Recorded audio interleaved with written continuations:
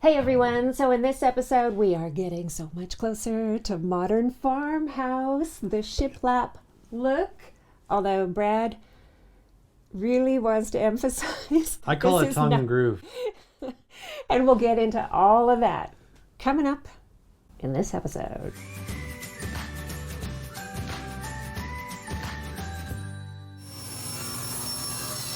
Okay. So we all know the shiplap trend is huge for Modern Farmhouse, but Brad thinks tongue and groove is better, and I'm just trying to figure out what's tongue and groove, babe. So tongue and groove is basically a board that has a tongue and a groove.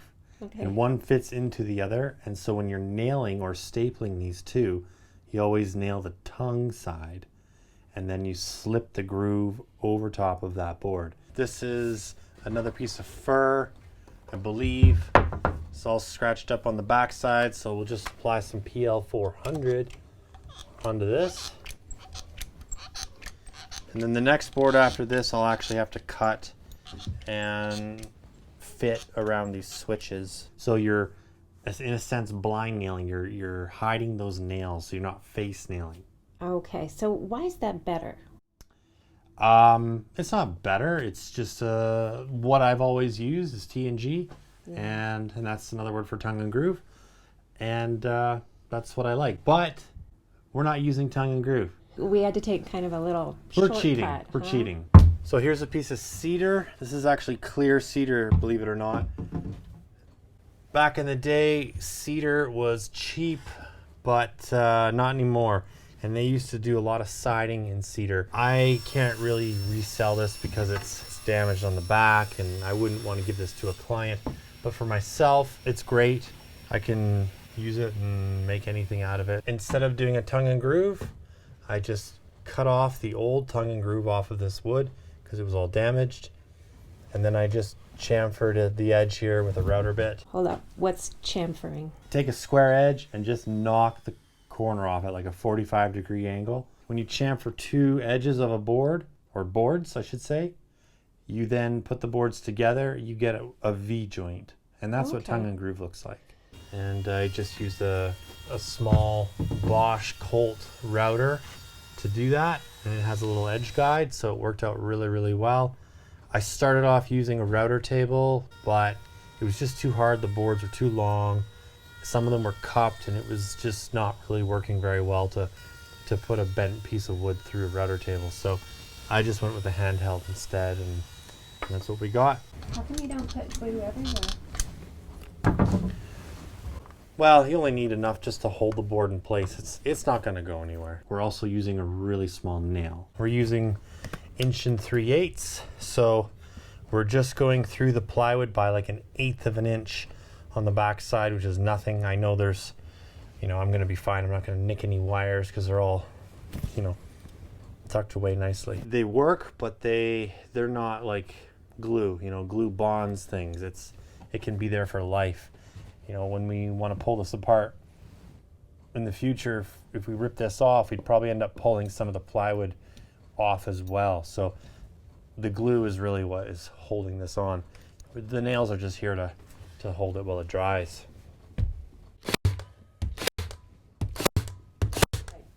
To get to this point, we had some big decisions to make, because first we were just going to buy the wood, and you probably know that wood prices are insane right now. Yeah. I've never seen anything like it. No, I don't think the world has ever seen anything like it. We're just using wood that I've saved from previous jobs, basically demolition. Yeah, a lot of it was in the garbage pile. Yeah, and I've held on to it for years because the stuff we're using is clear cedar, even though it's painted on one side. I could not throw it out. It's just too valuable. Even back before wood prices going through the roof, it was just too valuable. So I've cleaned it up, and we're using it in here. Yeah, it was a time investment to clean it up too. I mean, it was kind of one thing or another. Okay, we go and we spend a ton of money, or we put in a lot more work than we would usually do. And I actually get to say we this time because I learned a new skill. You did. When Brad said, do you want to pull out these nails, I There were a thought, lot of sure, no nails. problem. And then he kept saying, only if you want to. And I started to realize there was maybe another level of skill involved. Yeah, it was a little tricky, but I mean...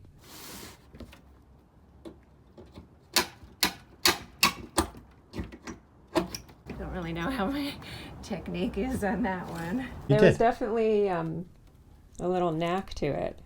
Yeah, I mean, they're in a funny angle, and they're big nails, and you got them all out, and that saved me a bunch of time. I could go to work and make money while you're denailing, and then I could, get busy instead of power planing. sitting around the house eating bonbons like I normally do. Right. He was able to never. put me to work, pulling nails.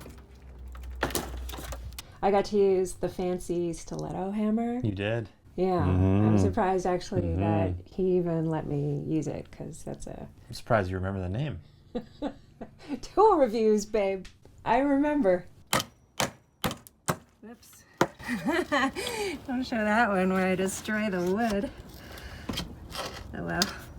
Just looks rustic, right? We're using like 8-inch boards. They were all 12s, but I had to cut them down because of the damaged edges, so that was another process. I have a lot of wide planks, so And that was a whole decision process too. Like, it's amazing, You think, okay, we've got our sort of design parameter, right? Modern farmhouse, white walls, black accents, done, right? No, it's not done. Every single little thing is a decision because then we had to decide horizontal or vertical. So that was a little bit of YouTube rabbit holing for a while, but then vertical, I thought decision done, but then we had different widths of boards, and that was a whole discussion. Should they be too wide, one skinny, a feature wall skinny? Yeah.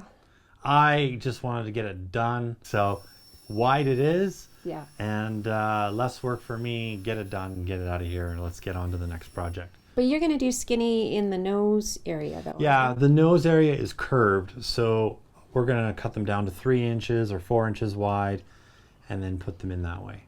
And it'll make it easier to turn that radius as opposed to using a wide board like what's behind you here, which would be a little bit harder. We'd end up with gaps behind the wood, and we don't want to have that. So funny, you can see the paint from one side coming over, but that's the cool thing about painting this white, because that was a whole other decision. At one point we had some pieces that were so beautiful. Once Brad, you planed them? What did you do? Yeah, I put them through a thickness planer. Once he stripped them, they looked so gorgeous. We actually thought, well, wait a minute, should we be doing white walls in here, or should we be letting the wood shine through? But it is beautiful, clear cedar, and we're just going to paint it white. But not every piece matches, and you have some pieces that are cedar and some pieces that are fir. Yeah. And then some pieces are kind of beat up, and some pieces the paint is over on this side. So it's just going to make it faster and easier to paint it all white. But also, that's the look we've been originally going for the whole time, because this is a small little space and we have white cabinets and other things. So now it's all going to kind of blend together. I think it would start to get a bit hodgepodgey if we had wood walls and white cabinets and a white kitchen countertop. And when I say kitchen, I mean 3 feet over there. Not really a kitchen, but a countertop.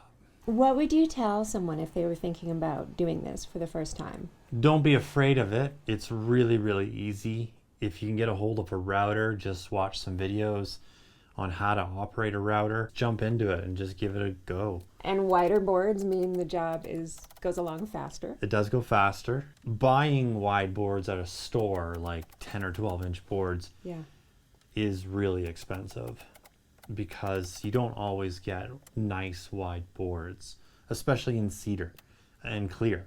Cost is a big thing right now. You could use MDF, but MDF is heavy.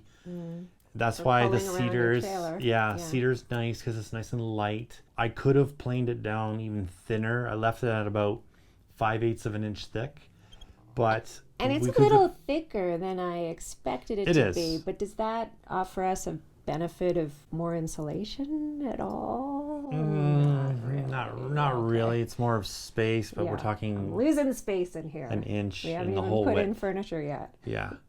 But mostly it's just my time planing them down from 3/4 down to 3/8. The 3/4 will just hold up longer. It won't crack as easily as 3/8. Fingers crossed it all looks good once it's painted, but I think we're gonna be pretty happy with this in the end. It's starting to look really nice, and I know right now it looks like crap because there's like stain drips on the back of this and dirt and whatever, but I think once we paint it white, it's going to look really cool. Once again, we have no idea what's coming up in the next episode because so many different things are going on. We're still in the middle of finishing lighting and obviously have a wall to build over there. All kinds of stuff. All kinds of stuff. We'll figure it out. Yeah. But probably kitchen cabinet, I'm guessing. Oh, great. Okay, good. I'm glad that's in the plans. Wall sconce. Wall sconce? Might be the wall sconce video showing the rewiring of that. Nice, and my beloved the placement. wall sconces. Yeah, I actually found one on Amazon that cost the same price that I paid for two, so feeling pretty victorious. And they're pretty sweet. Here. They're pretty sweet. All right, cool. So make sure you tune in for that, and we will see you next time. Oh, wait, Brad's got to say his line. Oh, yeah. Keep on crushing it, guys. See you later. See ya.